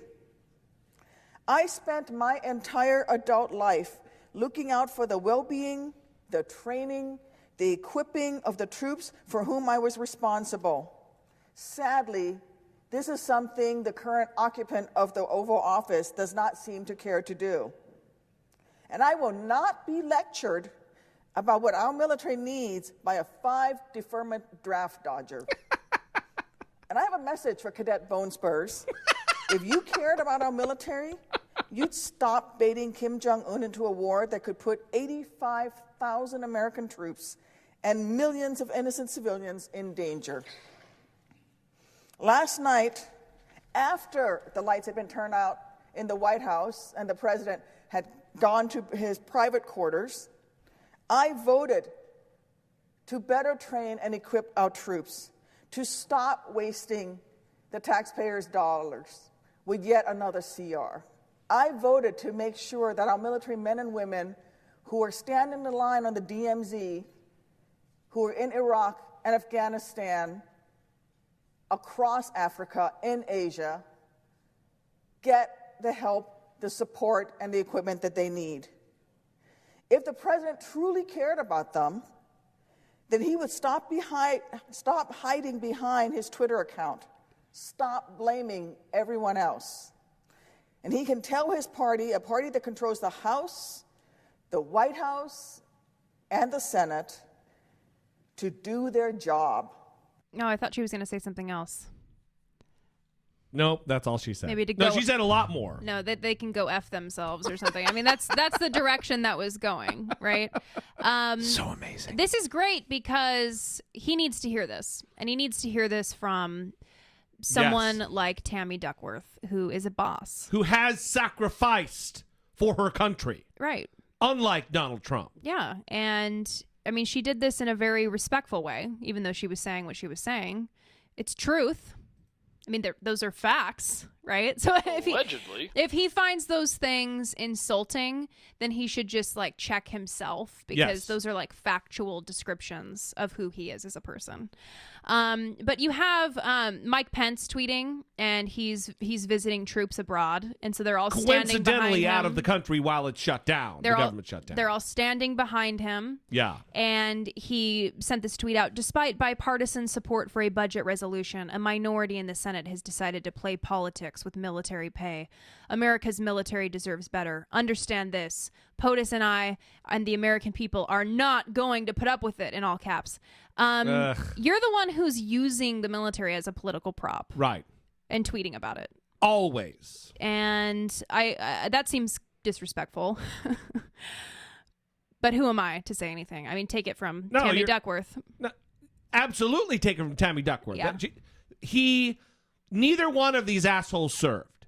And it's one thing, listen, President Obama never used the military like a political pawn, like a prop. He didn't go on a carrier like George W. Bush did with a mission accomplished banner, flying in on a jet, landing on the carrier. Like, why did you need to do that, dickhole? That's a Republican thing to do. It's why you see Karl Higby and these other idiots in the Trump administration always talking about the military like they do. Yeah. Rather than earnestly. And what's really best for the military? Mm-hmm. I'll tell you what's best for the military is not going to combat and dying. That's best for the military. Well, it's also best for the country. I wonder what people like Tommy Lahren would have to say about this Tammy Duckworth quote, because Tommy Lahren is also someone who likes to use the military. She said, I believe at Politicon, that it was one of her top issues. Yeah, her top issues. And really? the military is one of your top issues. Yeah. Never served. Right. Never served. Such a top issue for her that she avoided military service. Yeah. So, I mean, that's up to you to feel frustrated about because I didn't serve. But I'm also not a rah military person. I don't know enough about it. I didn't serve. Yeah. So I just think that it's weird when people use that as their number one issue when they aren't really connected to it. And there's people like Tammy Duckworth that would call them out. Yes. And say, stop using this line as your political prop. Stop using the troops as your political prop. Without a doubt. All right. Well, wow, what a long show. Unbelievable. Record-setting long show, I think, Brittany Page. Well, people always say that they don't mind. So hopefully that's the case. I think that is the case. Also, we owe it. We owe it. We owe it. Yeah. It's owed to you. Yeah. And if you appreciate us owing things to you, I guess. Yeah. And you want to help support the show, you want to help produce the show, you want to help move the conversation forward on an episode-by-episode basis, go to Dollemore.com, which, by the way, the website's back up. Yeah, it was down. It was down in a weird way. Yeah, but it's back up. Something about a database thing or something. I quickly messaged the web guy. Yeah. And he fixed it immediately with a keystroke. Yes. So Dollemore.com/Patreon. That is right. You can also review us on iTunes with a profanity-free review. Because if you use profanity in an iTunes or Apple podcast review, it gets sent to a queue that never gets seen. It doesn't get shown. Right. Also, do not forget to like the Facebook page, I Doubt It with Dollemore Podcast on Facebook. Do not forget to follow us on Twitter at I Doubt It Podcast, at Dollemore, at Brittany E. Page, Brittany E. Page. Brittany E. Page on Twitter. And we love you guys. We appreciate you guys. Listen, our audience is loyal and smart and responsive and awesome, and we'd love to hear from you. If you would like to sound off, communicate with the show, ask a question, make a comment, 657-464-7609. Of course, you can always email a voice memo from your smartphone to idoubtit@dollemore.com. We would love to hear from you, and we'll see you next time. For Brittany Page, I am Jesse Dollemore, and this has been I Doubt It. And we're clear. Meaning we finished the episode, but we're still going to be on the live stream for a couple minutes. Yeah, we'll be on the live stream to answer some questions. Although I saw people were rapidly dropping off. They were. Probably thinking that we're not going to stay and have a little chat. And here we are. So if you have a question, I see Wayne from the UK who's happened to join us. That's awesome. Good to see you, sir. TJ, thank you for monitoring and soliciting the support. That is awesome. And don't forget to follow us on the Twitter right here. On the Twitter? Yeah, we like to have the Twitter. I'm waiting for the delay to happen. But if you have a question, we would love to answer any questions you have. I know it's a bummer because it's a delay, but we'll do that. Even though I have to pee really, really badly right now. That might be a little bit more information that everybody needs to have. Yeah, well, you did drink a lot of champagne. I did not drink a lot. I drank a little bit. You drank more than me. That's not a lot. That's more than you. That's a lot. You more had than me. a glass.